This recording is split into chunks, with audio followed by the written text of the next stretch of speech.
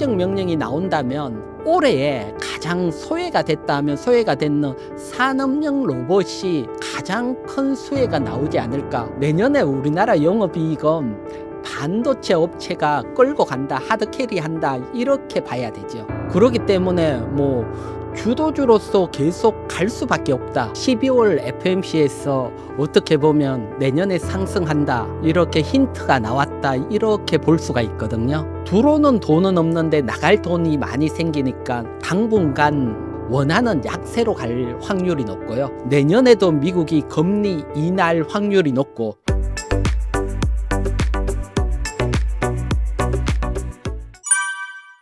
네, 내년에도 뭐 우리 시장은 충분히 상승이 나올 걸로 보이고요. 특히 이게 12월 FMC에서 어떻게 보면 내년에 상승한다, 이렇게 힌트가 나왔다, 이렇게 볼 수가 있거든요. 그래서 이제 12월 FMC를 한번 되돌아보면 뭐 금리는 뭐 인하할 거로 시장이 받았지만 그거보다 정말 중요한 게 하나가 있었죠. 그건 다른 게 아니고 연준이 직업준비금 공급을 위해서 단기 채권 매입한다고 했습니다. 그래서 사실 단기 채권 매입하는 게 이게 12월 12일부터 월 400억 달러씩 매입을 하고 있거든요. 이게 이제 쉽게 말하면 시중에 있는 채권을 돈을 주고 사와야 되니까 매달 400억 달러씩 시중에 달러를 푼다, 이렇게 보시면 됩니다. 그래서 어떤 정책이 나왔을 때 유동성이 시중에 공급이 되는 정책인지 아니면 시중에 있는 돈을 회수하는 정책인지, 요 판단이 가장 중요하고, 시중에 돈을 공급하는 정책은 결국 자산들을 상승시킬 겁니다. 그런데 이번에 매달 400억 달러씩 시중에 공급하는 정책이니까요. 그래서 사실 이걸 우리는 과거에 양적 완화라고 불렸거든요. 그래서 연준은 아니라 하지만 결국은 채권을 매입하고 시중에 돈을 푸는 건 양적 완화고요. 그러면 과거에 이런 양적 완화가 있었을 때 우리 코스피 지수 어떻게 움직였는지를 한번 봐야 되지요. 그걸 한번 보도록 할게요. 요렇게 보면 뭐 한 2000년 들어와서 연준이 이번까지 합쳐서 한 3번 채권 매입을 했거든요.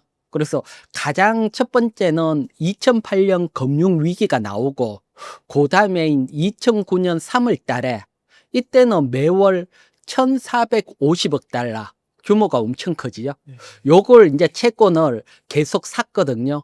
그 말은 1450억 달러씩 매달 시중에 달러를 공급을 했다는 거거든요. 그래서 코스피 지수 월봉을 보면 딱 얘기를 하고부터는 우리 시장이 강하게, 물론 우리 시장뿐만 아니고 미국 글로벌 시장, 달러는 긴축통화니까요.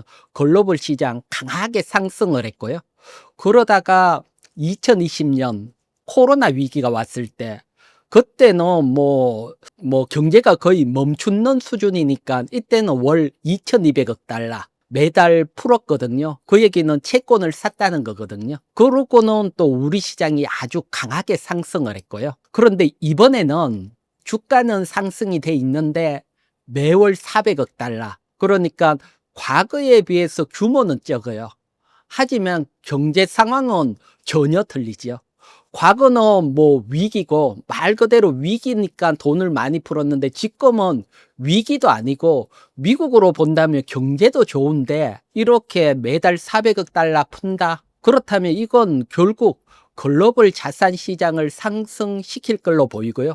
대신 규모가 크지 않으니까 급속도로 상승보다는 점진적인 상승. 여기에다가 미국만 돈이 공급되는 게 아니고 우리나라 자체도 뭐 지금 새로운 정부가 들어오고 또 내년에 슈퍼 예산, 또 금리 인하가 또 이어질 거고요. 그래서 우리나라도 보면 M2 증가율 계속 증가를 하고 있거든요. 그래서 우리나라도 유동성이 공급되고 미국 뭐 긴축투가 달러도 공급이 된다. 그러면 시중의 유동성을 통해서 유동성 랠리는 계속 나온다 이렇게 보셔야 됩니다. 아 네. 그러면 대표님 지난달에 그 외국인이 대규모 매도를 했었잖아요. 그래서 이제 "여기가 끝이다." 이런 얘기도 나왔었는데 앞으로 외국인 매수는 어떻게 되실 거라 보세요? 조금 아쉽게도 사실 외국인 수급하고 가장 관련이 돼 있는 게 사실은 우리 원화의 방향성이거든요. 네. 그래서 원화의 방향성이 사실은 그래도 다행인 점 먼저 설명을 드리면 미국이 이렇게 양적 완화했을 때 달러 움직임을 먼저 살펴보고 원화로 갈게요. 그래서 달러 움직임, 양적 완화가 왔을 때 달러 움직임을 한번 볼게요. 2009년 양적 완화하고 달러가 아주 약세로 확 움직였고요. 또 저기 2020년 3월인데 이때도 달러가 약세로 확 움직였고요.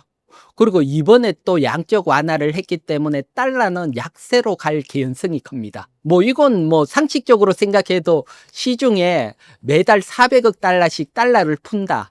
달러가 늘어나니까 달러가 약세로 갈 확률이 높지요. 그래서 전통적으로 달러가 이렇게 약세로 갈 때는 외국인들이 달러를 매도하고 글로벌 자산을 매수하는 이런 어떤 큰 변화가 생겼거든요. 그런데 조금 아쉽게도 우리나라 원화도 풀리고 있고요. 달러 풀리는 대신 또 우리가 뭐 매년 200억 달러씩 미국에 투자해야 되는 것도 있고 또 우리나라 대기업들이 미국에 투자하겠다고 다 약정을 하고 이렇게 있죠. 그래서 원래는 미국에서 번 돈이 국내로 들어오면서 원화 수요가 생겨야 되는데 국내로 들어오지 않고 그 돈이 다시 미국에 투자가 되거든요. 그러니까 원화 수요는 적고 우리는 계속 미국에 투자를 해야 되고 또 서학개미들도 계속 미국 주식을 사고 그러니까 들어오는 돈은 없는데 나갈 돈이 많이 생기니까 당분간 원화는 약세로 갈 확률이 높고요. 대신 원화가 약세로 가는데 달러까지 강세로 겹쳤다. 이건 정말 외국인들이 대규모 매도를 하고 나갈 수가 있는데 다행히 달러도 같이 약세로 가는 방향이기 때문에 대규모 매도보다는 뭐 매도세가 조금 줄어든다. 그러니까 큰 매도는 아니다. 요렇게 보이고요. 참고적으로 보면 2020년 미국이 양적 완화하고 우리가 강하게 갈 때 그때 외국인들이 계속 매도가 나왔는데도 우리 시장이 상승을 했거든요. 그래서 이번에는 외국인까지 들어오면 강한 상승이 나오겠지만 그건 아니고 외국인들이 좀 매도가 나오더라도 2020년처럼 이렇게 점진적인 상승, 국내 유동성이 많기 때문에 그런 쪽으로 생각을 하고 있습니다. 아 그렇군요. 보통 이제 우리나라 장을 얘기할 때 그 외국인의 그런 동향을 잘 살펴야 된다고 하는데 그 외국인 매수세가 좀 약하더라도 원화의 MT 통화량 그게 많다 보니까 유동성이 많다 보니까 그래도 점진적인 상승은 가능하다. 예, 그렇죠. 아 그러면 언제까지 좀 대세 상승장이 가능할 거라 보세요? 그거는 제가 이제 차트 하나 준비를 했거든요. 한번 보도록 할게요. 먼저 요번 12월 FMC에서 금리를 뭐 누르고 중요한 것은 이제 내년 후내년 미국 금리가 어떻게 될까인데 내년에도 평균 한 번 인하할 거로 나왔거든요. 그 요 점도표라는 건 참고적으로 연준 의원 19분이 내년 후내년 뭐 그리고 중립금리가 얼만가 점을 찍는 겁니다. 그래서 가장 공통적으로 점이 찍힌 그 위치가 내년에 한 금리가 될 수 있다 보는데 올해보다는 한 번 정도 금리 인하할 거라고 연준 의원들은 생각을 하고 있고요. 대신 여기서 변수가 있죠. 지금 트럼프는 워낙 금리 인하를 압박을 합니다. 그걸 뭐 제롬 파월 연준 의장이 좀 맞선 측면이 있고요. 하지만 제롬 파월 연준 의장 임기가 내년 5월이면 끝이 나요. 그러면 트럼프는 당연히 금리 인하를 강하게 할 분을 연준 의장으로 임명할 확률이 높고요. 그래서 패드 위치 같은 경우는 한 2번 정도 예상을 하고 있고요. 내년 또 11월 달에 미국 중간 선거도 있기 때문에 좀 더 강하게 인하하고 또 선거를 위해서 띄울 확률도 있고요. 그래서 최소한 한 2번 정도 금리 인하는 나오지 않을까 요렇게 보고 있고요. 그래서 제가 지금 여러분들에게 이렇게 금리 인하 얘기를 하는 것은 다른 게 아니고 과거에 버블 장이 왔을 때 미국이 마지막 금리 인하 딱 끝내고 끝났다 그러고부터 주가가 하락하는 게 아니고 끝나더라도 풍부한 유동성으로 주가는 계속 상승을 하다가 하락을 하거든요. 그러면 얼마나 더 상승을 하는지 그거 한번 보도록 할게요. 네. 요게 이제 나스닥 기준으로 나온 차트인데 요렇게 보면 됩니다. 활황으로 갈 때 미국이 금리 인하, 요때가 마지막 금리 인하랐다고 보시면 됩니다. 금리 인하가 끝나고 참고적으로 보면 2020년 코로나 위기 때 미국이 제로 금리까지 인하를 했죠. 그래서 마지막 인하를 하고 나스닥 지수를 보면 계속 상승을 하고 21개월 더 상승을 했어요. 그러고 하락을 했고요. 그리고 IT 버블 이때도 보면 1999년부터 마지막 금리 인하하고 이때도 IT 버블이 무너지기 전까지건 17개월 더 상승을 했고요. 과거지만 1927년에는 24개월. 이처럼 미국이 마지막 금리 인하하고 글로벌 지수가 무너질 때 최소한 한 17개월, 지금까지는 가장 짧은 거고 또 평균 내면 한 20개월 정도 주가는 더 상승할 확률이 높습니다. 그래서 참고 보면 내년에도 미국이 금리 인하할 확률이 높고 내년에 마지막 금리 인하하고도 길게는 20개월 정도 더 주가는 상승할 확률이 있으니까요. 그래서 보면 2026년, 2027년, 더 나가서 2028년 까지도 상승장이 이어질 수 있다. 지금 요 통계로 보면 내년에 금리 인하하고 20개월 더 간다. 그러면 2028년까지 가니까요. 네. 그러니까 사실은 많이 오르고 또 위기도 오고 이러지만 과거 통계로 보면 지금도 유동성이 공급이 되고 있고 내년에도 금리 인하가 일어난다. 이런 측면을 고려한다면 주가는 충분히 더 갈 수 있고요. 그래서 짧게 보더라도 2026년, 2027년까지는 상승장으로 보셔야 된다. 이렇게 설명을 드릴게요. 너무 듣던 중 반가운 소리인데요. 대표님, 그러면은 이번 대세 상승장에서 어떤 종목을 좀 매수하면 좋을까요? 대세 상승장일 때 이렇게 보면 먼저 지금은 유동성이 공급이 되고 있고요. 그 다음에 역시 미국이라는 한 축을 무시할 수는 없거든요. 그래서 일단 유동성 측면에서 보면 풍부한 유동성이고 금리 인하할 때는 성장주, 과거에 성장주들은 계속해서 자금을 가져오고 성장을 하니까 금리가 낮으면 그만큼 유리하거든요. 그래서 대표적으로 바이오주, 2020년도 보면 바이오주들이 불을 뿜었고요. 그렇기 때문에 바이오, 그 다음 성장주 중에 하나가 콘텐츠인데 지금 보면 AI로 볼 수가 있는데 지금은 조용하지만 네이버나 카카오 2020년대 이런 애들도 강하게 갔거든요. 그래서 요런 성장주 한 축이 있고 그다음 미국 중심으로 하는 어떤 수혜주 그 중심에는 지금 AI 버블 얘기도 나오고 많이 있지만 결국 AI는 계속 갈 거로 보거든요. 요것도 통계적으로 보면 보통 새로운 기술이 나오고는 한 5년 정도 상승을 하는데 과거 인터넷 혁명 2000년 IT 버블 때도 인터넷 혁명이 나오고 주가는 나스닥은 한 5년 갔거든요. 그러고 크라우드 혁명 나왔을 때도 2010년대 때 한 5년 갔고요. 그래서 지금 AI가 나온 지는 한 3년 정도 안 되거든요. 주가가 상승하기 시작한 지점. 그러니까 지금 흔들리더라도 AI 관련이 한 2년은 더 갈 거다. 이래 보기 때문에 AI 관련해서 우리나라는 반도체죠. 그래서 반도체는 결국 삼성전자, SK하이닉스로 귀결되고 그다음 반도체 장비주들이 있겠지만 반도체는 반드시 관심을 가져야 되고요. 그래서 AI 토픽에 또 유동성에 따른 성장주 개념도 있으니까 반도체, 그다음에 미국 전력 조금 틀리지만 샌프란시스코 전전이라든가 AI 수요 데이터 센터 전력이 미국은 계속 모자리니까 원전. 그다음에 또 생각하는 게 산업이 오래 소외를 받았다가 새롭게 좀 변신을 하는 섹터. 우리나라로 따지면 자동차 섹터입니다. 자동차 같은 경우는 일단 불확실성, 관세 협상이죠. 관세 협상이 되면서 일단 리스크는 줄었고 여기에다가 사실 자동차가 정체가 돼 있었는데 자동차 플러스 로봇이라는 성장 동력이 붙기 시작을 했거든요. 자동차 쪽에서. 그러니까 자동차가 한 2027년 이럴 때까지 또 새로운 주도주로 움직일 걸로 보이고요. 뭐 자동차에 로봇 붙었듯이 여전히 로봇 중요하고요. 그래서 제가 뭐 반도체, 자동차, 로봇 요런 것들은 요번에 또 자세히 또 준비를 했고요. 네. 또 관심 종목까지 또 뒤에 이제 준비를 했으니까요. 자세히 한번 또 설명을 드리도록 할게요. 네, 너무 감사합니다. 자동차 먼저 한번 살펴볼게요.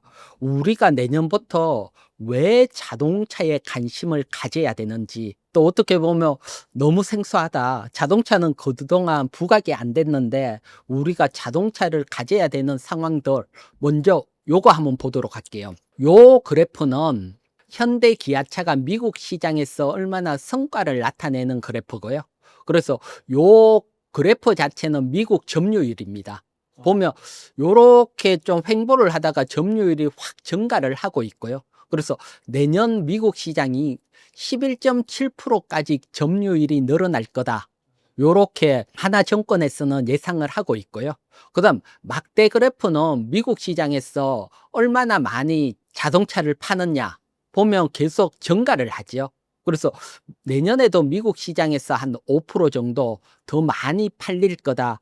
요렇게 예상을 하고 있고요. 그래서 결국 자동차 주들은 미국 시장에서 잘 나갈 때 주가가 한 번씩 확 움직였거든요. 이 당시 보면 자동차 주들이 한번 강하게 불을 뿜을 때거든요. 그래서 요런 내년에 미국 시장이 좋아질 거다 하나가 있고, 요게 사실 올해는 관세 불확실성으로 주가에 반영이 안 됐고요. 하지만 내년부터는 반영이 될 확률이 높고, 요걸 바탕으로 현대 기아차 영업이익 추이를 한번 볼게요. 추이를 보면 합산 추이인데 한번 크게 영업이익이 증가하고 2023년부터 올해까지 감소를 했어요. 그러니까 사실은 영업이익이 증가를 해야 주가가 움직이는데 감소가 되면서 워낙 저평가인데도 주가가 못 움직였거든요.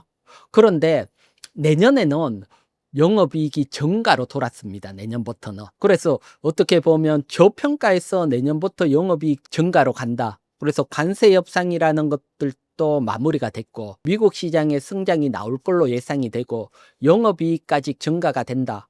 그러면 저평가됐던 종목이 움직일 수 있는 환경이다. 이렇게 설명을 드릴게요. 그러면은 대표님, 자동차주 얼마나 좀 상승을 기대할 수 있을까요? 근데 상승 사실은 뭐 100% 상승한다, 200% 상승한다 이렇게 얘기를 할 수는 없고 그냥 객관적인 지표로 가지고 우리가 한번 예상을 해볼 수는 있거든요. 요렇게 한번 보도록 할게요. 먼저 요쪽 그래프는 현대 기아차 합산 PER입니다. 뭐 참고적으로 코스피 200 PER이 17배입니다. 17배인데 현대 기아차 합산 PR은 5배 후반입니다. 그러니까 이 얘기는 무슨 얘기냐고 하면 여기서 200% 상승을 해도 적정 주가 코스피 평균 PR이라는 거죠. 그만큼 저평가가 됐다는 겁니다. 5배 후반이니까. 그래서 엄청나게 저평가가 돼 있었던 것들은 여러 가지 요인이 있지만 영업이익 감소했던 요인이 또 상당히 컸는데 이제 내년부터 영업이익이 증가로 돌아서고 있다. 요게 이제 작용을 한다면 밸류에이션 찾아갈 개연성이 크고요. 대신 이거 보면 엄청나게 상승할 수 있다라고 느끼지만 또 반대로 글로벌 자동차 회사들은 전체가 사실은 저평가돼 있어요. 뭐 저평가돼 있는 원인 중에 좀 큰 원인을 보자면 전기차로 전환되는 영향이 커요. 그 영향이 왜 크냐고 하면 기존에 디젤이라든가 엔진, 내연기관 차들이 전기차로 가면 앞에 투자했던 것들이 쓸모 없어지잖아요. 새로 돈이 들어가야 되니까 좀 밸류에이션이 낮아져 있는데 전기차로 빨리 가지 못하고 유럽도 그렇고 뭐 전기차 가기보다는 내연기관이 계속 길게 갈 수 있다. 요게 또 밸류에이션을 올릴 수가 있고 그래서 글로벌 차 PER을 한번 보면 여기 현대 기아도 있고 도요타죠. 도요타가 한 10.4배로 가장 높고요. 그 다음에 혼다가 8배, 포드가 한 9배. 그래서 뭐 이름 있는 글로벌 자동차 회사 평균 PER을 보면 한 7.4배입니다. 그러면 우리는 현대기아는 한 5배 후반이잖아요. 그래서 요 평균까지 상승을 한다 그러면 한 25%에서 한 30% 상승할 수 있는 여력이 있다. 글로벌적으로 보면. 또 우리나라 PR로 보면 뭐 100%, 200%까지도 가능하고요. 어쨌든 저평가가 돼 있다. 대신 우리 코스피도 저평가 해소 국면에 있기 때문에 이런 자동차주들도 저평가 해소 국면으로 갈 걸로 보이고요. 대신 여러분들이 아는 뭐 테슬라 같으면 PR이 엄청 높아요. 말도 안 되게 높지요. 그렇게 높은 이유는 테슬라가 전기차 회사로만 보지 않잖아요. 로봇 회사로도 보고 또 우주로 가는 스페이스X라든가 이런 쪽 다양한 어떤 밸류를 줄 수 있는 모멘텀이 있죠. 그래서 어떤 이런 자동차 회사에서 이런 성장 동력이 붙는다 그러면 밸류에이션이 아주 강하게 갈 수 있습니다. 그러면 어떻게 보면 현대 기아차에 성장 동력이 붙는다 하면 지금 토요타보다도 10배보다도 더 높게 상승할 수가 있겠죠. 그런데 제가 봤을 때는 이런 성장 동력이 있습니다. 아, 그래요? 예. 그러면은 저평가 말고 자동차주의 새로운 상승 동력이 무엇일까요? 그건 뭐 역시 로봇입니다. 로봇. 한번 보도록 할게요. 지금 보면 요게 뭐 현대차 그룹 자회사죠. 보스턴 다이나믹. 요걸 바탕으로 현대차들이 이제 자동차 회사에서 로봇 회사로도 옮겨가고 있다. 더해지고 있다. 이렇게 보여지고요. 뭐 사실 현대차 그룹 회장님 같은 경우는 보스턴 다이나믹스 인수할 때 미래의 현대차가 20%는 로봇에서 나온다. 이렇게 얘기를 하면서 보스턴 다이나믹스를 인수했는데 그게 현실에 점점 가까워지고 있고요. 특히 2028년까지 미국에서 보스턴 다이나믹스가 연 3만 대 규모 증설을 하고 있거든요.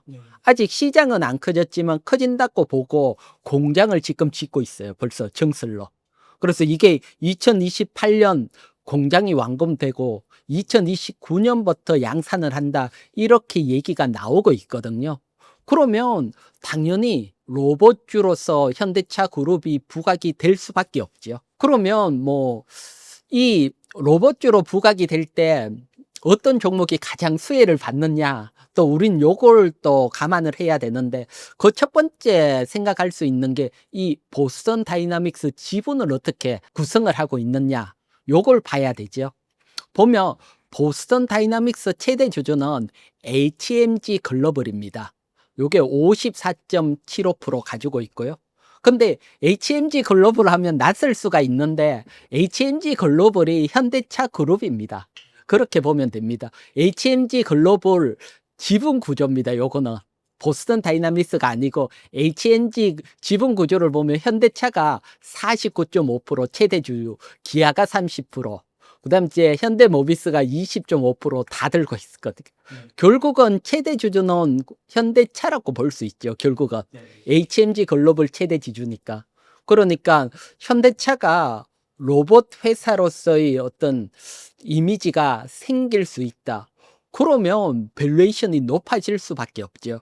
지금 보면 테슬라 외에 자동차가 로봇 회사로 아예 강하게 진입되는 데가 별로 없거든요. 그처럼 어떻게 보면 현대차가 빨리 가고 있습니다. 그래서 현대차 같은 경우는 이 로봇 정책을 어떤 정책으로 펼치냐 하면 자기들이 인공지능도 좋고 이렇게 하는 전략은 아닙니다. 쉽게 말해서 뭐 외부에 요청이 들어오면 만들어서 하드웨어만 만들고 내용은 각자가 설계되는 거 채워주는 거, 여러분들이 쉽게 생각하면 TSMC라고 생각을 하면 됩니다. 반도체에서. TSMC가 자신들이 반도체 설계를 하는 게 아니잖아요.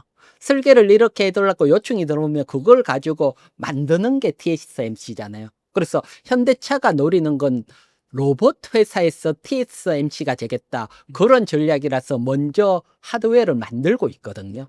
그렇기 때문에 로봇 회사로서의 부각이 되고요. 그리고 뭐 현대차 그룹들은 그대로 가고요. 그 다음에 중요한 게 로봇이 이렇게 양산이 된다고 하면 로봇 부품은 누가 공급을 할까? 제가 판단을 했을 때는 자동차 부품 공급하는 현대모비스가 로봇 부품도 결국은 공급할 걸로 봐요. 계열사고 또 돈 많이 벌 수 있는 거니까. 그래서 로봇 부품 회사 정점에서도 현대모비스가 장악을 할 확률이 높고요. 그 다음에 액추레이터나 이런 것들도 결국은 현대차 그룹하고 함께 갔던 시가총액 크고 또 자금력이 있는 자동차 회사들이 2028년 공장이 만들고 2029년부터 양산이니까 그 사이에 기술력 생기고 공급으로 얘네들이 할 확률이 높다. 요렇게 보고 있거든요. 그러니까 자동차 회사들이 로봇 회사로 계속 옮겨가면서 밸류에이션을 더 받을 수 있는 환경이 만들어져 있다. 거기에 가장 빨리 가는 게 결국은 HL만도, 그 다음 SL, 뭐 이런 애들, 현대위아, 시가총액 큰 애들이고요. 그 다음에 뭐 현대모비스, 이런 애들, 부품 얘기들이 나오니까요. 그래서 우리나라 자동차들이 워낙 저평가돼 있는데 자동차 자체로도 내년부터 영업이익이 좋아지겠지만 이 로봇이라는 새롭게 밸류를 줄 수 있는 게 붙어 있다. 그러니까 당연히 관심을 가져야 되고 특히 보스턴 다이나믹스 이걸 계속 키울 수밖에 없는 이유가 또 있습니다. 그 이유 중에 하나가 현대차 그룹이 아직도 순환 출자에 걸려 있거든요. 요거 순환 출자를 먼저 끊고 정상적으로 지배 구조를 만들려면 돈이 4, 5조 넘게 필요하거든요. 그래서 그 돈을 마련할 수 있는 가장 큰 데가 이 보스턴 다이나믹스입니다. 여기에 정의선 회장 지분이 21.9%입니다. 그래서 보스턴 다이나믹스 시가총액이 10조만 잡더라도 2조지요. 돈이 2조가 되니까요.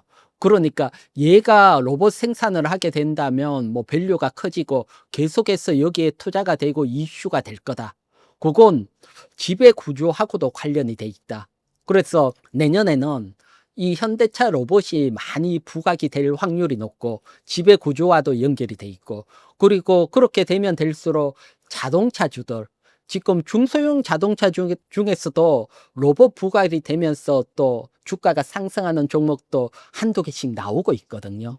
이처럼 자동차주 옛날 자동차다 생각하기보다는 새로운 개념으로 여러분들이 보셔야 되고요. 그래서 자동차주 내년에는 반드시 관심을 가져야 될 것으로 봅니다. 그리고 또 테슬라가요. 그 완전 자율주행이 한국에 상륙하면서 유튜브에서 정말 센세이셔널을 한데요. 혹시 관심을 가질 만한 자율주행 관련해서도 뭐가 있을까요? 네, 뭐 저도 유튜브를 봤는데 정말 완전 자율주행 하더라고요. 그래서 그걸 보고 또 제가 느낀 건데 아 이거 현대차 큰일 났다. 어, 그 생각도 느끼더라고요. 한번 뉴스 나온 거 하나 보도록 할게요. 보면 테슬라가 완전 자율주행 우리나라 상륙했는데 요것도 비하인드가 있습니다.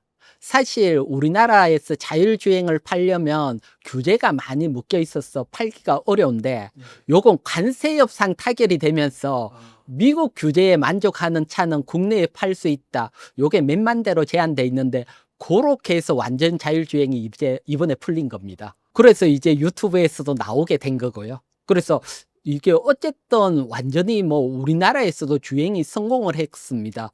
여러분들도 유튜브 한번 보면 정말 어려운 길들도 우리나라 꼬불꼬불한 거 다 가더라고요, 자율주행. 그래서 성공을 하니까 현대차 같은 경우는 이제 큰일 났죠. 그래서 이제 큰 틀에서 보면 테슬라하고 현대차가 자율주행에 접근하는 방식이 다릅니다.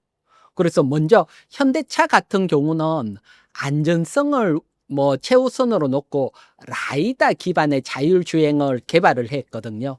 요게 인근 센서 기준이죠. 센서 기준으로 이럴 때는 요렇게 가고 요럴 때는 요렇게 가고 일일이 다 세팅을 하니까 정말 현실 세계에서는 그거 하려면 정말 힘들죠. 또 라이다 센서가 크기 때문에 디자인이라든가 가격에도 어려웠고요. 그래서 현대차는 요 방식이랐는데 테슬라는 카메라 기반입니다. 자동차에 8대 카메라를 카메라는 크지 않으니까요. 우리도 뭐 카메라라든가 이런 것들이 안에 작게 달리잖아요. 큰 영향을 안 주고 8대 카메라를 가지고 이 카메라 영상을 분석을 하고 그리고 이 영상 분석을 가지고 알았어.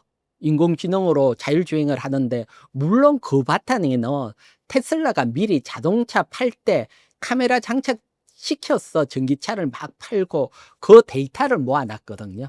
그 데이터로 딥러닝, 계속 공부를 시킨 거죠. 그걸 이번에 빛을 발하게 됐거든요. 쉽게 보면 2010년 말 때 테슬라가 이 방식을 통해서 갈 때까지만 하더라도 AI가 이렇게 발달될지 예상을 못 했잖아요. 근데 이번에 AI가 확 발달되면서 테슬라 방식이 먼저 성공이 돼버린 겁니다. 그렇게 되면 현대차도 어떻게 보면 테슬라 방식으로 갈 수밖에 없는 환경으로 왔다. 그러니까 뭐 지금부터 개발한다면 시간이 많이 걸리니까 사실 먼저 개발돼 있는 회사하고 그걸 가져와서 쓸 확률이 높다. 제가 봤을 때는. 그러고 뒤에 이제 자체 개발도 뒤따라가고. 그래서 요런 어떤 투 트랙으로 갈 확률이 높고요. 그렇게 본다면 현대차도 카메라를 장착하는 방식으로 일단은 차에 장착을 먼저 시켜야 되지 않을까. 요게 먼저 생각이 들더라고요. 그런 생각으로 봤을 때는 그러면 현대차에 카메라 모듈을 납품하는 기업들, 지금은 아직 부각이 되지 않지만 결국은 좋아질 수밖에 없는 환경이죠. 현대차가 라이다가 아니고 카메라 방식으로 간다. 카메라가 막 팔릴 수밖에 없으니까요. 그래서 첫 번째로 제가 보는 건 MC 넥스입니다. 요 MC 넥스는 현대차 자율주행 및 첨단 운전자 보조 시스템용 카메라 모듈을 공급하는 회사입니다. 그래서 어떻게 보면 뭐 현대차에 유일하게 공급하는 회사다. 지금 뭐 상장돼 있는 기업 중에는. 그래서 가장 향후 수혜를 받을 수밖에 없다. 자율주행으로 봤을 때. 또 MC넥스 같은 경우는 지금 또 펀더멘탈이 좋고 영업이익이 잘 나오거든요. 그런데 주가는 낮은 위치고요. 뭐 낮은 위치는 앞에 스마트폰 나오고 이때 카메라들이 여러 개 장착되면서 불을 뿜고 상승을 했다가 이제 그게 거품이 꺼지면서 한 몇 년 조정을 받았고 횡보하는 위치인데 이번에는 자동차 쪽에서 한번 불을 뿜지 않을까. 그런 환경. 그래서 요 MC 넥스 쪽이 일단 눈에 들어오고요. 그 다음에는 슈어소프트테크입니다. 요건 어떤 소프트웨어 검증을 하는 기업이다 보면 됩니다. 실험 검증. 그래서 자동차 자율주행도 어차피 소프트웨어로 움직이니까 그걸 시험하고 검증할 확률이 높고요. 지금 현대차가 슈어소프트테크 지분 한 7% 보유를 하고 있거든요. 그래서 현대차도 소프트웨어 중심 차량으로 옮겨가는데 거기에서 또 어떤 역할을 할 거다. 그래서 슈어소프트테크가 일단 관심을 가지는데 요건 리스크가 약간 있습니다. 그건 뭐 다른 게 아니고 12월 12일 날 공정위로부터 단합 가진금을 받았거든요. 요렇게 되면 향후 한 2, 3년 조달청 참여가 제한이 됩니다. 그렇기 때문에 실적이 줄어들 수 있다는 거죠. 대신 이게 12월 10일이지만 지금 주가는 강하게 치고 올라갔거든요. 현대차 자율주행 모멘텀을 타고. 그래서 어떻게 보면 자율주행이라는 게 테마 성격도 강하니까 내년 초까지 테마 성격으로 한번 관심 가질 수 있는 형태다. 요렇게. 그래서 일단 뭐 정말 자율주행 코스닥의 작은 종목들 이런 거 말고 실질적으로 현대차와 관련된 종목은 요 한 두 종목 정도로 예상을 하고 있으니까요. 뭐 이것도 추천이 아니고 여러분들이 열심히 또 요걸 바탕으로 공부를 한번 해보시라. 요렇게 설명을 드릴게요. 이렇게 해서 자율주행 관련해서 또 짚어주셨고요. 그러면은 조금 더 큰 범위에서 혹시 내년에 좀 기대되는 자동차주 또 설명해 줄 수 있을까요? 네. 그래서 일단 제가 앞에서 설명을 드렸듯이 자동차주 시가총액 큰 애들이 로봇 부품주로 옮겨갈 수 있다. 제가 앞에 이렇게 설명을 했기 때문에 시가총액 큰 애들 3분기 실적 정리를 한번 했거든요. 이렇게 정리를 했더니 뭐 기본적으로 보면 요 중에 자동차주로 가장 빠르게 움직인 건 HL 만도고요. 그 다음에 SL. 그래서 HL 만도하고 SL은 자동차 부품주로 먼저 치고 나가고 있고 후발로 현대위아도 치고 나가고 있다. 요렇게 설명드리고 현대차 그룹들은 뭐 원래 보스턴 다이나믹스 다 지분 들고 있으니까 말할 필요도 없고요. 그래서 요렇게 요 속에서 3분기 기준으로 지금 가장 저평가되는 건 현대차하고 SL이더라고요. 그래서 기본적으로 뭐 저평가되는 요런 종목 관심을 가질 수 있고 또 2028년까지 뭐 3만 대 연간 공장을 만드는 거니까 그때까지 계속해서 로봇 모멘텀을 탄다면 HL만도 워낙 이번에 거래량이 터졌거든요. 그래서 HL만도까지 뭐 HL만도도 보면 PER이 한 12배 정도. 또 여기가 3분기 실적이거든요. 3분기 실적은 여러분 미국이 25% 관세가 부과됐을 때입니다.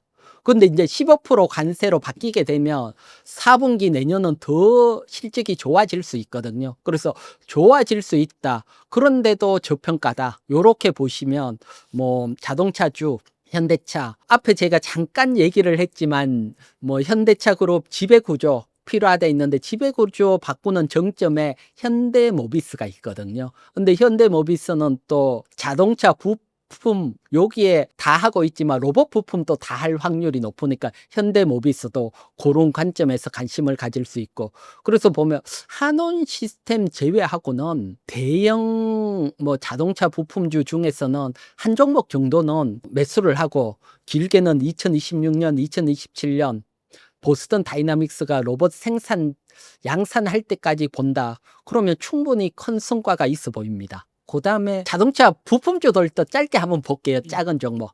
요건 이제 시가총액 1,000억 이상 되는 거. 1,000억 미만 종목은 워낙 작으니까 빼고 요것도 요렇게 한번 정리를 했거든요.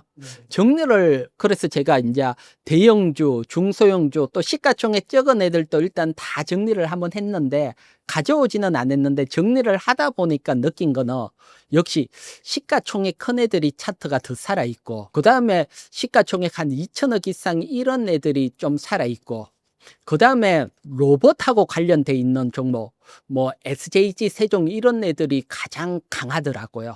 그래서 자동차 부품주 중에 이제 앞으로 로봇하고 관련될 수 있는 종목들 미리미리 발굴을 한다면 뭐 강하게 가고요.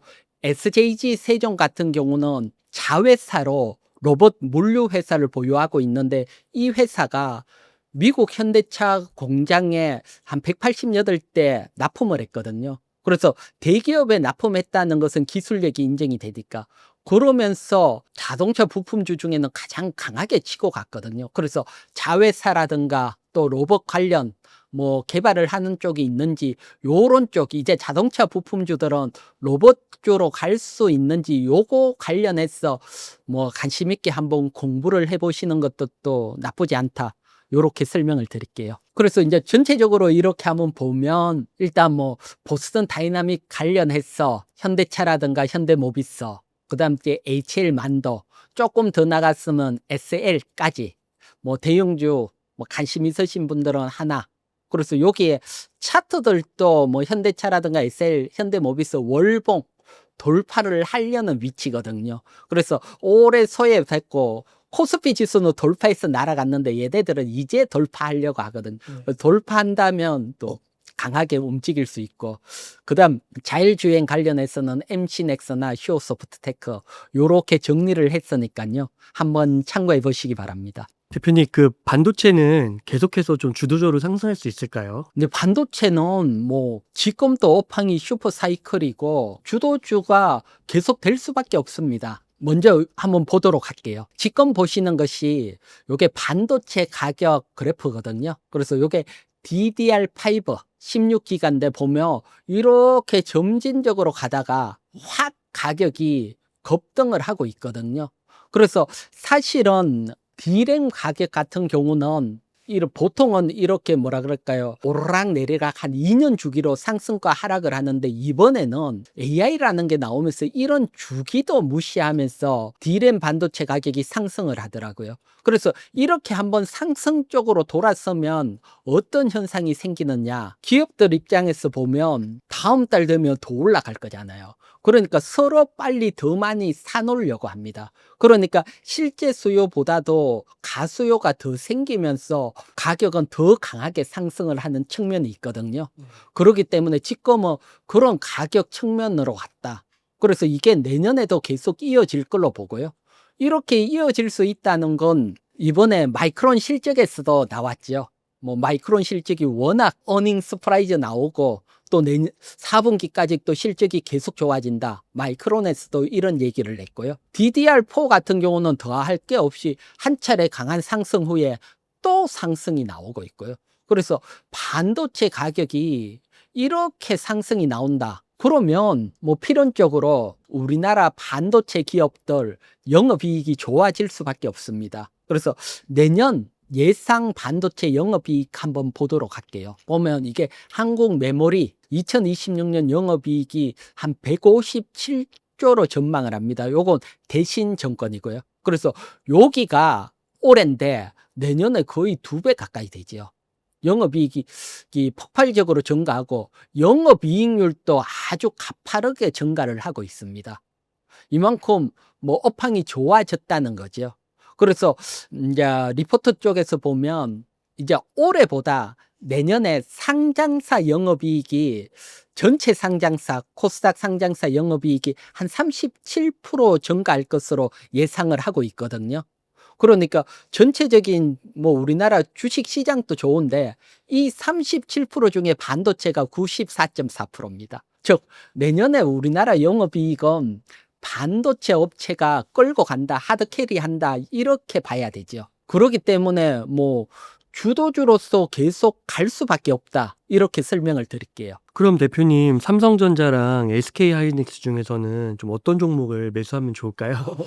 제 입장에서 보면 엄마가 좋냐 아빠가 좋냐 물어보는 거와도 비슷한데요. 일단 전체적인 우리는 또 데이터 밸류를 가지고 한번 살펴보도록 할게요. 현대차증권 리포트 기반으로 현대차증권에서 둘 다 예상을 해놨더라고요. 그래서 뭐 다른 증권보다 현대차증권 기준으로 밸류를 제가 정리를 했거든요. 올해보다 내년에 삼성전자 먼저 한번 보도록 할게요. 내년에 보면 올해 영업이익이 한 37조 7천억 예상인데 내년에 76조 3천억 100% 증가죠. 엄청나게 증가할 거다. 그래서 지금 PR은 한 16.4배, 코스피 200 PR이 17배니까 비슷하죠. 그런데 영업이익이 100% 증가하면 PR이 반으로 줄죠. 이 얘기는 거꾸로 100% 상승할 여력이 있다. 내년을 본다면. 내년 실적 감안한다면 현재 코스피 PR 기준으로 잡으면 100% 지금도 많이 상승했지만 100%더 상승할 수 있다. 이렇게 보여지고요. 내년에 영업이익 증가하고 2027년에 영업이익이 꺾이면 올해 크게 상승하기는 어렵습니다. 하지만 후내년까지 또 영업이익 증가할 거라고 예상을 하고 있습니다. 그렇게 되면 내년에 반도체는 어떻게 보면 피크를 형성하고 또 상승을 할 때 피크 만들 때 또 마지막 불꽃이 화려할 수 있거든요. 그래서 반도체 그래서 삼성전자 같은 경우는 내년에 영업이 가장 크게 증가하는 이유는 다른 거 아닙니다. 삼성전자가 D램 포지션이 높은데 지금 D램이 소태지 나면서 가격이 확 올라왔기 때문에 삼성전자 영업이익이 확 급등을 하고요. 그러면 SK하이닉스 한번 볼게요. SK하이닉스는 올해가 HBM 받으면서 영업이익이 정말 커졌거든요. 보면 삼성전자보다 영업이익이 더 크잖아요. 어떻게 보면 처음 있는 현상이니까요. 그래서 올해 보면 삼성전자보다 SK하이닉스가 더 강하게 불을 뿜었고요. 대신 올해 영업이익이 확 좋아졌기 때문에 내년에 영업이익 성장은 높지 않아요. 삼성전자는 100% 뛰지만 SK하이닉스는 한 35% 40% 정도. 그래도 크게 성장은 하고요. 대신 뭐가 있냐고 하면 SK하이닉스는 주가가 지금도 많이 상승을 했지만 현재 PER이 6배, 코스피 지수 17배에 비하면 아직도 2배 더 상승해도 적정 주가다. 이렇게 보는데 내년에 영업이익 증가하면 4.5배까지 정말 저평가라는 거죠. 그래서 저평가 측면에서 보면 SK하이닉스 여전히 메리트가 있고요.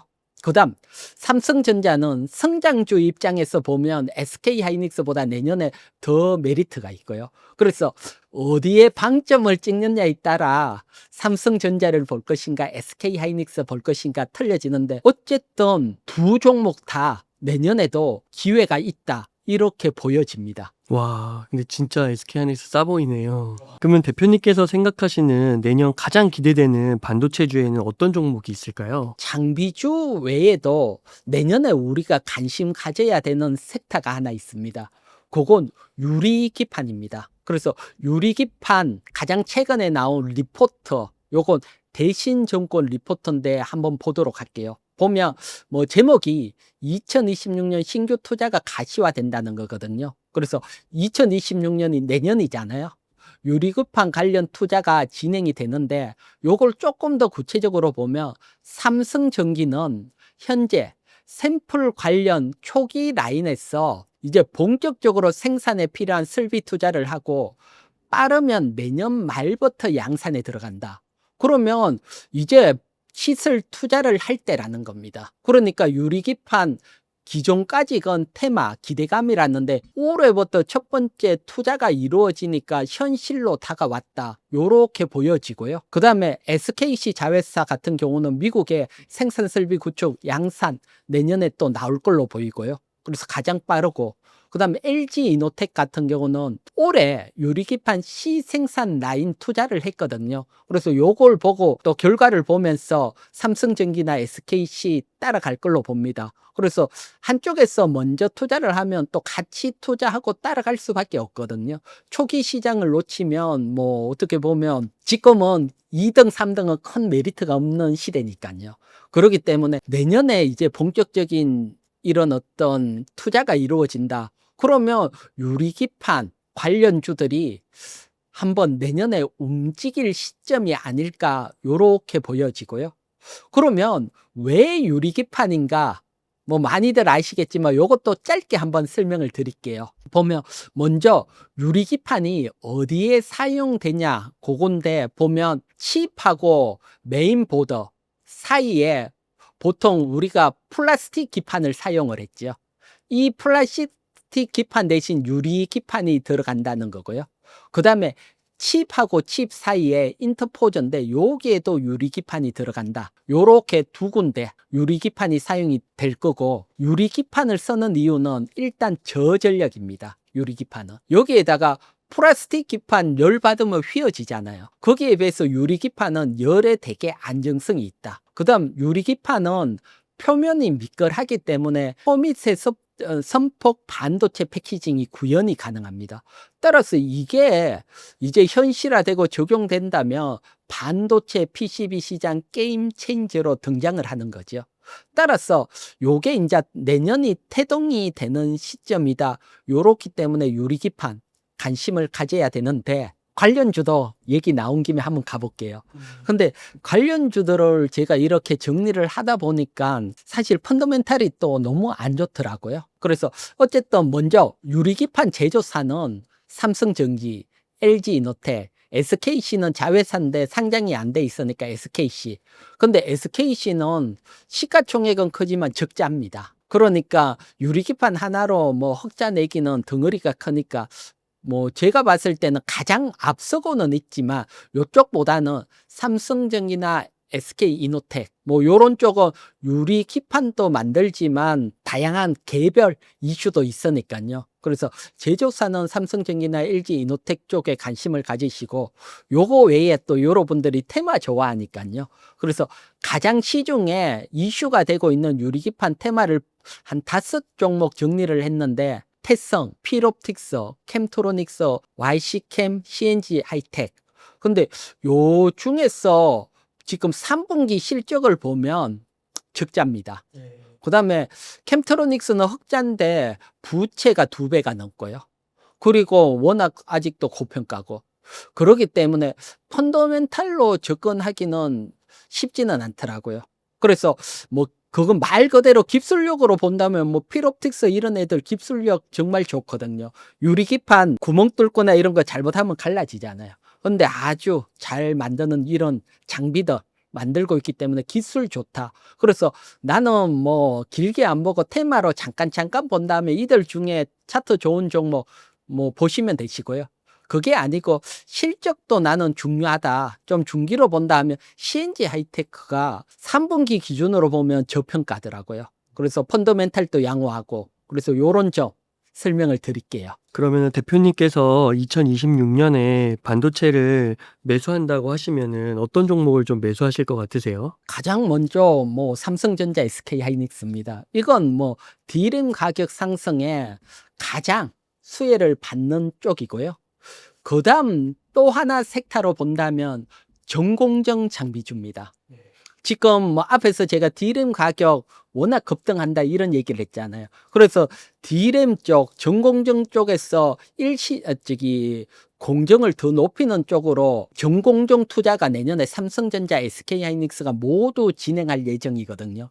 그러면 전공정 장비주들 수혜를 받을 걸로 보이고요. 뭐 여기는 없지만 뭐 KC텍 요런 종목이 가장 뭐 대표적인 종목 중에 하나고 또 펀더멘탈도 안정이 돼 있고 그래서 일단 전공정 장비주들 유심히 한번 보시고요. 그다음에 유리기판 관련해서는 뭐 삼성전자, LG노텍 뭐 반도체 그거는 아니지만 뭐 참고할 수 있고 또 CNG 하이텍 요렇게 볼 수 있고 그다음 반도체 관련주 중에서 저평가돼 있는 거는 SAMT LTC 이런 애들은 3분기 기준으로 실적이 확 좋아졌는 기업들이거든요. 그래서 전공정 장비주, 지금 뭐 3분기 실적 좋은 애들, 또 유리기판, 대형주 요렇게 또 나나스 하면 또 유심히 좋은 종목 선택하신다면 내년 뭐 반도체에서 좋은 성과 있으실 겁니다. 그러면은 만약에 삼성전자 같은 경우는 D램이 지금 부각이 되는데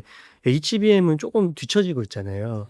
근데 HBM도 만약에 좋아지면 정말 탄탄한 기업이 될 수도 있겠네요. 탄탄한데 제가 봤을 때는 HBM에서 성과를 내는데 이게 한 번에 확 성과 내기가 만만찮을 걸로 이제 그건 엔비디아 같은 경우는 내년 물량을 미리 다 미리 포석을 했기 때문에 이제 다른 기업들인데 어쨌든 삼성전자가 내년에 영업이익이 확 좋아지고 거기에 HBM까지 기술력이 붙었다. 그러면 탄력적으로는 더 갈 수 있고요. 그러니까 뭐 충분히 기대가 되는 삼성전자 기대가 되고 또 뭐 SK하이닉스도 워낙 저평가고 어느 쪽이든 여러분들이 매수하더라도 제가 볼 때는 아직도 낮은 위치다 이렇게 보입니다. 제가 그 이근 대표님 만나뵌 게 올 초인가 되게 오랜만에 뵙잖아요. 근데 그때 제가 기억에 남는 게 SK하이닉스 꼭 담으라고 하셨었는데 그때 샀으면은 지금 3배? 엄청 올랐죠. 최소 2-3배 된 것 같은데요. 네, 그렇죠. 와, 근데 지금도 그렇다고. 지금도 기회라고 보고 있고요. 와. 그러니까 어떻게 보면 이런 기술 슈퍼사이클 한번 타게 되면 이런 AI가 꺾이면 시장이 꺾인다고 봐야 되니까 제가 앞에 일부에서도 시장이 길게 상승할 수 있다. 그 이유 설명드렸듯이 거기에 맞춰서 이런 대장주들도 계속 이어진다 상승이. 또 요런 측면도 있으니까요. 뭐 여러분들이 대형주 또 자세히 한번 살펴보시기 바랍니다. 그러니까 요런 큰 테마는 결국 AI로 봐야 되는 건가요? 예. 아. AI. 그다음에 AI에서 기존에 사실은 보면 D램이 서해가 됐다가 이번에 서태지가 나면서 뒤늦게 불을 뿜으니까 이것도 뭐 한 1-2년 불을 뿜을 걸로 봅니다. 대표님, 올해 로봇주 강한 상승을 했는데 내년에도 상승이 좀 이어질 수 있을까요? 내년에도 상승이 이어진다 봐야 되고요. 그래서 제가 이제 먼저 로봇주들이 상승 추이를 하나 준비했거든요. 그래프. 그거 먼저 한번 설명을 드릴게요. 지금 보면 이게 로봇주 합쳤던 이게 상승 추이인데 여기 2023년 확 상승이 나왔잖아요. 요때 다들 기억하시겠지만 연초부터 삼성전자가 레인보우 로보틱스의 지분 투자 얘기가 나오면서 로봇주들이 불을 뿜었고요. 이때 보면 대기업이 또 다른 로봇주에 지분 투자한다. 그 기업들이 뭐뭐다 이런 얘기가 돌면서 그 관련되는 종목들이 확 강하게 상승을 했고요. 그리고 작년에는 쉬었습니다. 쉬었다가 올해 연초에도 여러분 기억하지요? 삼성전자가 레인보우 로보틱스 옵션 행사하면서 아예 인수를 해버렸습니다. 그래서 삼성전자가 레인보우 로보틱스 인수하면서 대기업들이 지분 투자한 로봇주 중심으로 확 한번 상승을 했고요. 올해 상반기에 확 상승을 하고 그러고 이렇게 쉬어가다가 여기서 노란 봉투법이 통과되면서 휴머로이드 로봇이 확 부각이 되면서 상승이 나왔거든요. 그래서 이런 로봇주 움직임 추이를 보면 특징이 있죠. 상승 모멘텀이 생기면 관련주 중심으로 한 번에 강한 불을 뿜는다. 그러면 이제 내년에 이렇게 상승시킬 모멘텀이 뭐가 있는지 또 미리 공부를 하고 또 그 관련주가 뭐가 될지 미리 선침해를 한다면 이렇게 한번 불을 뿜을 때 큰 성과를 내지 않을까 생각이 됩니다. 내년에 로봇주의 상승 동력에는 뭐가 있을까요? 가장 먼저 제가 생각하는 것은 요거 뉴스 하나 보게 되면 트럼프 행정부가 AI 다음 로봇 육성을 위해서 내년 행정명령 검토하고 있다. 요런 게 나오는데 이 행정명령, 로봇 행정명령 나오면 로봇주가 어떻게 보면 마지막 피날레처럼 정말 강한 불을 뿜을 확률이 높다. 이렇게 보여지고요. 그러면 이 행정명령이 나왔을 때 로봇 섹터 중에 어떤 섹터가 가장 수혜를 받을까? 그것도 우리가 지금 생각을 해야 되잖아요. 그래서 요런 뉴스 내용을 쭉 읽다가 보니까 이런 내용이 있더라고요. 보면 중국의 산업용 로봇 신규 설치가 뭐 한 30만 대다. 전 세계 56%, 중국 잘 나가고 있다. 그래서 미국 뭐 정치 유사 내는데 이제 폴리타코는 IFR 추산치로 인용해서 2023년 중국 공장 내의 산업용 로봇은 180만 대인데 미국은 4분의 1밖에 안 된다. 이런 내용이 있고 또 트럼프는 제조업 육성을 지금 강하게 키치를 내걸고 있잖아요. 그래서 제조업 육성에 산업용 로봇을 붙이면 더 강한 육성이 일어날 수 있죠. 그래서 요 행정명령이 나온다면 올해에 가장 소외가 됐다 하면 소외가 됐는 산업용 로봇이 가장 큰 수혜가 나오지 않을까. 그래서 지금은 다들 휴머로이드나 액츄레이터 쪽에 다 시선이 가 있는데 지금 뭐 조용한 산업용 로봇 괜찮은 종목들 행정명령이 이루어진다고 보면 미리 관심을 가져야 될 것으로 보여지고요. 뭐 참고적으로 이것도 잠깐 한번 볼게요. 이제 미국으로 산업용 로봇 수출하는 국가별 비중이거든요. 보면 의외로 이탈리아가 38%로 가장 높더라고요. 전혀 생각도 못했는데 요건 대신정권 리포트인데 그다음 캐나다, 덴마크, 일본이고 우리가 5위더라고요. 6.7%. 그래서 어쨌든 우리도 미국으로 수출을 하고 있기 때문에 산업용 로봇 얘기가 나오면 우리나라 산업용 로봇도 불을 뿜을 개연성이 크고 또 뭐 우리나라가 미국 많이 투자하니까 뭐 굴로 산업용 로봇도 수출할 개연성도 크고요. 그래서 요런 측면이 첫 번째 제가 생각하는 건 산업용 로봇이고요. 그다음 두 번째는 역시 미국은 모든 정책에 미중 패권 경쟁을 뺄 수는 없거든요. 그래서 미중 패권 경쟁 차원에서 한번 보면 요게 생각이 나더라고요. 요건 이제 국가별 휴머로이드 공개 추이거든요. 보면 요건 유진투자증권 리포트인데 휴머로이드 공개가 거의 없다가 2023년부터 확 공개가 늘어나기 시작을 해요. 그래서 어떻게 보면 지금 로봇 중심의 휴머로이드가 있다. 이건 뭐 부인할 수 없고요. 대신 올해 기준으로 보면 휴머로이드를 가장 많이 공개한 나라가 이 회색이 중국입니다. 중국이 가장 많이 공개를 했고 그리고 두 번째가 우리나라입니다. 우리나라도 가파르게 따라가고 있고 대신 요거 짙은색 요게 미국인데 미국은 정체가 돼 있죠. 오히려 휴머로이드 공개가 줄어들고 있어요. 그러니까 미중 패권 일어난다면 로봇의 가장 중심인 휴머로이드를 개발시키려고 할 수밖에 없습니다. 그렇기 때문에 이 휴머로이드도 뭐 로봇 행정명령의 수혜를 받을 수 있다. 그래서 첫 번째는 산업용 로봇으로 보고 있고 두 번째도 휴머로이드 쪽도 여전히 수혜를 받을 거다. 요렇게 예상을 하고 있습니다. 사실 요것은 앞에 자동차 얘기할 때 했던 얘기인데 요게 또 로봇하고 관련이 돼 있으니까요. 요것도 뉴스 보면 현대차 그룹 자회사인 보스턴 다이나믹스가 요거 아직도 뭐 지금까지 한 1조 크게 적자가 나지만 20배 정산을 한다. 어마어마하게 공장을 짓고 있다. 이게 이제 연간 3만 대 공장을 짓는 겁니다. 이게 이제 정의성 그룹 회장이 미래 현대차 그룹 20%가 로봇에서 나온다. 이 얘기를 했고 그래서 요 공장이 2028년이 완공이 되고 2029년부터 양산이 된다. 그래서 요 완공되기 전까지는 자동차 회사들도 로봇 관련주로 어떻게 보면 강하게 상승할 수 있다. 그래서 자동차 얘기를 했고, 그다음 중소형 자동차주 중에서도 DCI 요런 애들은 한 140% 로봇 관련 얘기가 나오면서 상승을 했고요. SJG 세종도 자회사 로봇 나오면서 강하게 상승을 했거든요. 그래서 어떻게 보면 자동차 회사면서 로봇 회사인 이런 애들이 이제 상승할 수 있는 뭐 연도가 내년부터다. 그리고 길게는 2028년 공장 완공될 때까지 큰 기간이 남았다.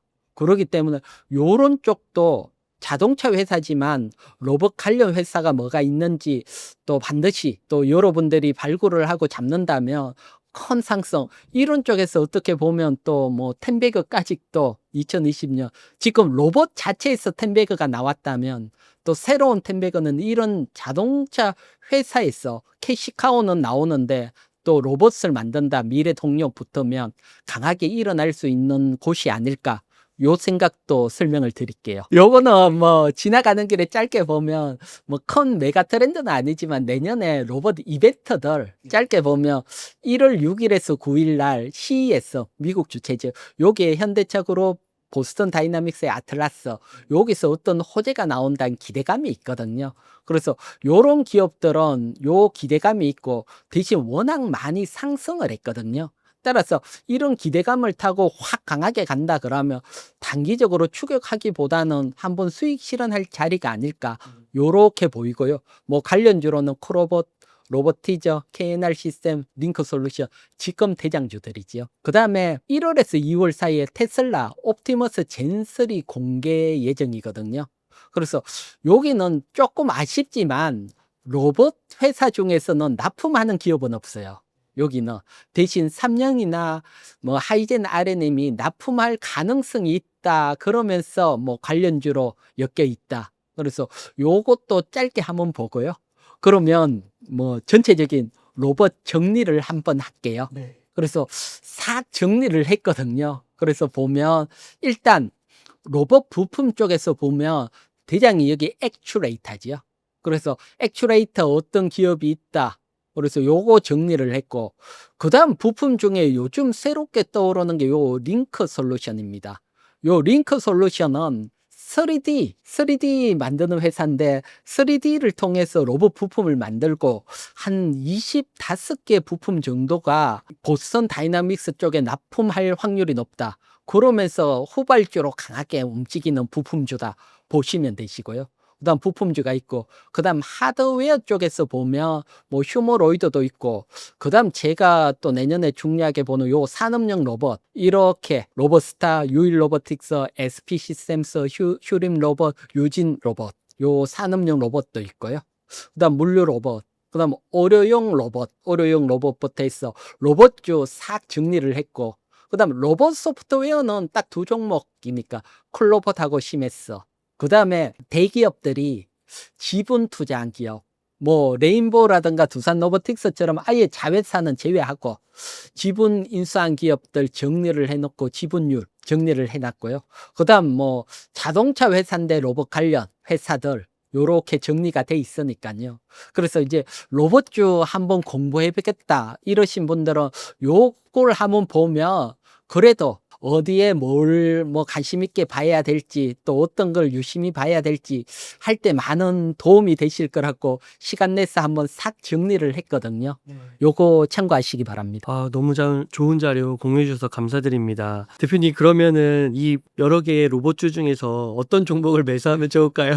자동차 관련 로봇주 요건 중기입니다. 2028년 현대차 그룹이 완성이 되니까요. 그래서 가장 강하게 움직이는 것은 HL 만두하고 SL입니다. 그래서 요런 뭐 시가총액 큰 주 중에 하나 아니면 지배 구조까지 본다면 현대모비스 가능하고요. 그다음 중소형 자동차 부품주 중에서는 DIC고 가장 뭐 DIC하고 SG 세종이 가장 강하고 SG 세종은 많이 움직였지만 저평가다.